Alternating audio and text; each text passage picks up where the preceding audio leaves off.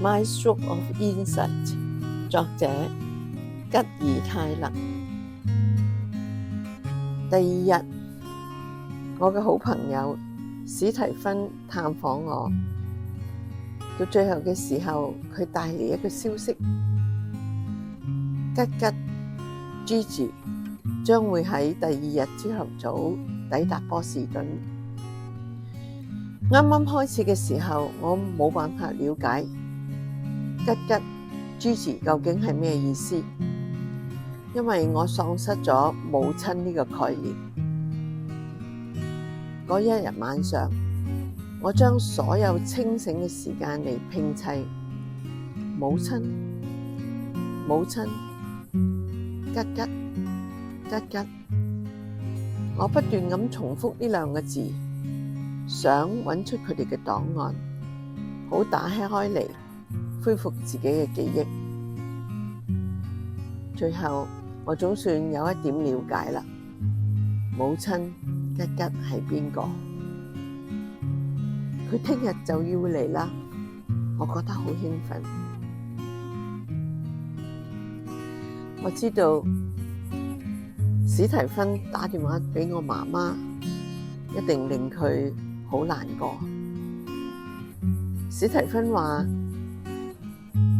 佢打電話俾媽媽嘅時候，先請佢坐低，然後再向佢解釋我嘅左腦發生咗好嚴重嘅腦溢血，已經送咗去麻州總醫院。史提芬仲同佢保證，醫生已經讓我嘅身體情況穩定落嚟，而且我一定會受到最好嘅照顧。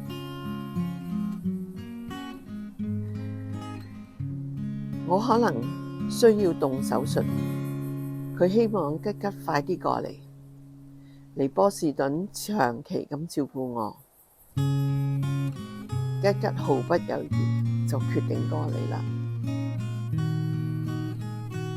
吉花咗佢生命中嘅10年，想幫助我哥哥治療精神疾病，結果徒勞無功。呢一次，佢覺得佢能夠幫助另一個孩子從神經創傷裏面復原。吉將多年來無法協助我哥哥戰勝思覺失調症所累積嘅挫敗，轉換為協助我恢復心智嘅動力。喺第3日上午，我出咗加護病房，吉終於嚟啦。吉繞過長病房嘅角落，佢嘅眼睛直接睇住我眼睛，然後走到我床邊，佢嘅神態優雅又平靜。佢同病房裏面其他人打個招呼後，就扯開我嘅床單，爬上我嘅床，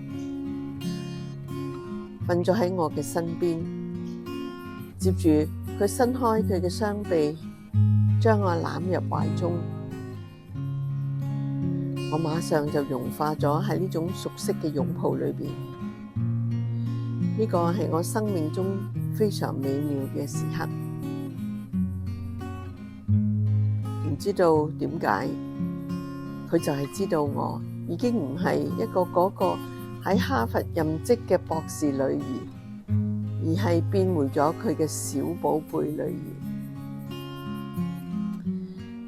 兒。吉事後同我講，當時佢只係做咗全天下母親都會做嘅事，但係我唔係咁想。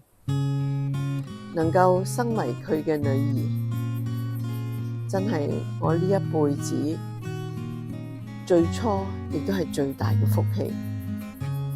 能夠第2次當佢嘅孩子，更加係我最大嘅幸運。我受母親嘅愛團團包住，即刻覺得心滿意足，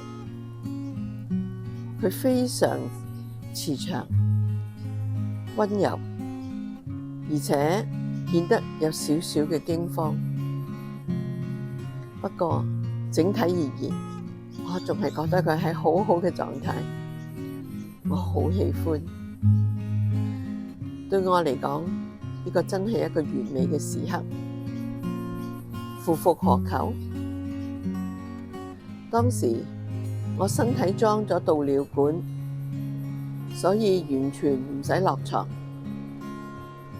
而呢一位美好嘅女性吉吉，我嘅媽媽，就咁樣走入我嘅生命，用愛嚟到環繞我。接下嚟就係會議嘅開始啦。楊恩醫生主持咗會議，佢講嘢嘅時候直接向住我，好似我聽得懂咁樣。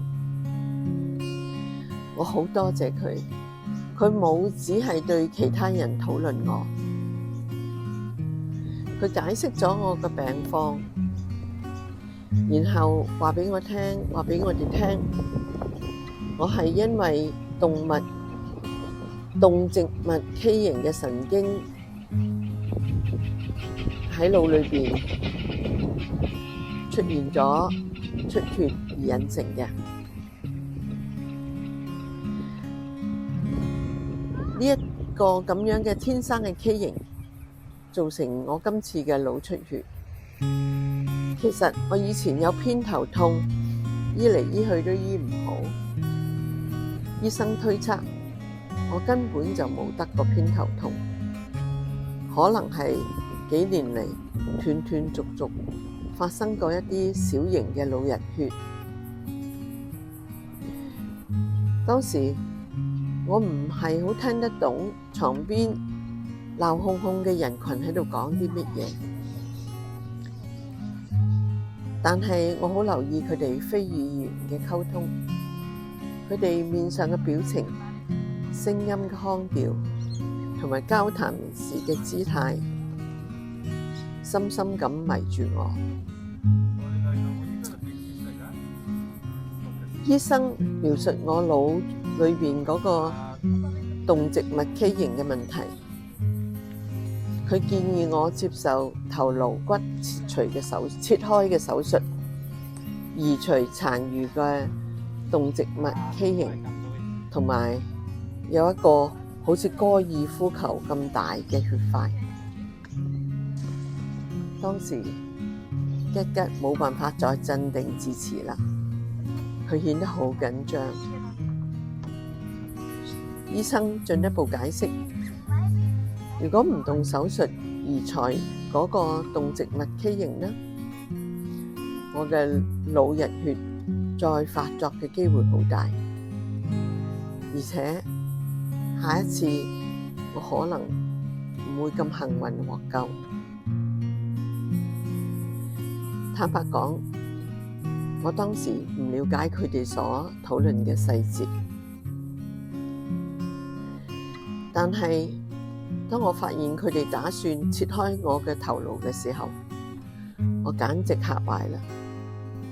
任何一個有自尊嘅神經解剖學專家都絕對唔會允許人哋切開自己嘅頭顱嘅。